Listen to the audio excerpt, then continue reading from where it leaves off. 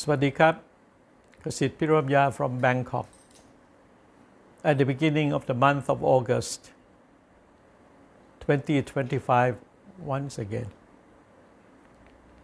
This time, I would like to talk a bit about the month of August of the year 1945 and its relevant and legacy to the present day.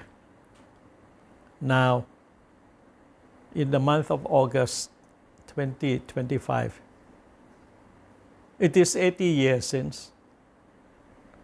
And what did happen in the month of August 1945 still had its bearings on the situation today in our world at large.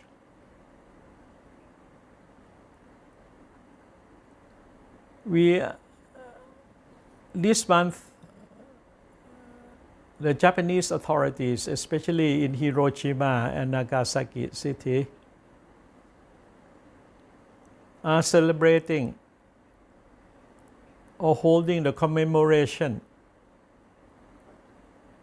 of the devastation caused by the atomic bombs dropped by the United States Air Force on the 6th and on the 9th of August on Hiroshima and Nagasaki city respectively. And today, the world is still confronted with the prospect of the use of nuclear weapons as a last resort to settle disputes.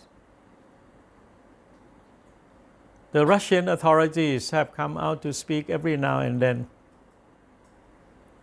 that in their war with the Ukrainians, and if they were to be on the losing side, overwhelmed not only by the Ukrainian forces, but also by the support, by the sanctions of the Western world led by the United States, they would not hesitate to use tactical nuclear weapons.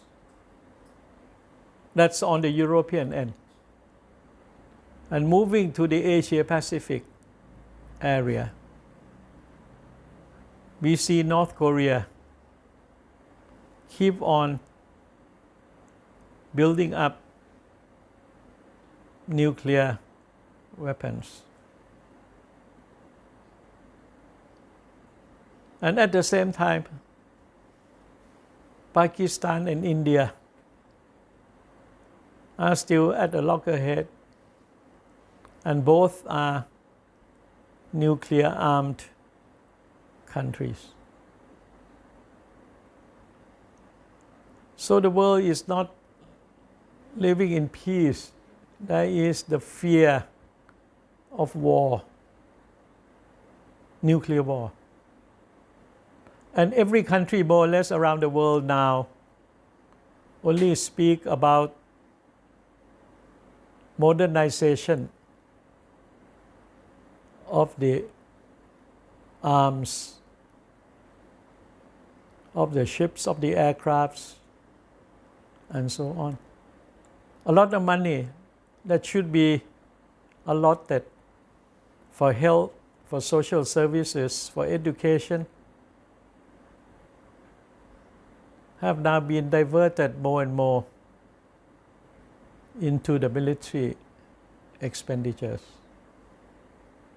And lessons that the international community have learned from the devastation of the First and the Second World War and the eventual use of the atomic bombs on Hiroshima and Nagasaki have somehow been sidelined. But this is incumbent upon all of us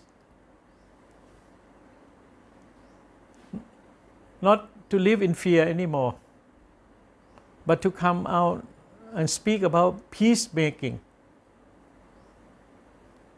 We all have to change our mindset. We all have to understand the common danger of nuclear weapons. Wars of any types, using small arms, tanks and so on, is still a destruction of the mankind. No winners. And today we see this firsthand at the Gaza Strip. The atrocity committed by the Israelis, very conservative government, against the Palestinians, unarmed children, handicapped people, old people, women, on the pretext that it's a means to get to the Hamas. But instead of talking about killings, why not start talking about peace from now on? And concurrently, it's about time that the big shots of the world, the United States, Russia, China, United Kingdom and France, who are permanent members of the UN Security Council, that should be working for peace and common prosperity, have all along, since 1945, been working in a confrontational manner, in conflict with one another, cutthroat competition, threatening one another, and bringing the whole humanity into a state of uncertainty and fear. Wouldn't it be better that we call on the United States, Russia, China, the United Kingdom and France to more or less lay their arms, come to the negotiating table and start talking about peacemaking, and not even disarmament, peacemaking. They have to take the lead. They have to be the examples. And if the five of them collectively work for the benefit of the international community, I'm sure that the Iranian, the Israelis, the Pakistani, the Indians, and the North Koreans would comply, because they would not have any excuses or the power to continue in their sinister way of equipping themselves with nuclear weapons. Because when the world, through the leadership of the 5 countries, get together, everything from my point of view is possible.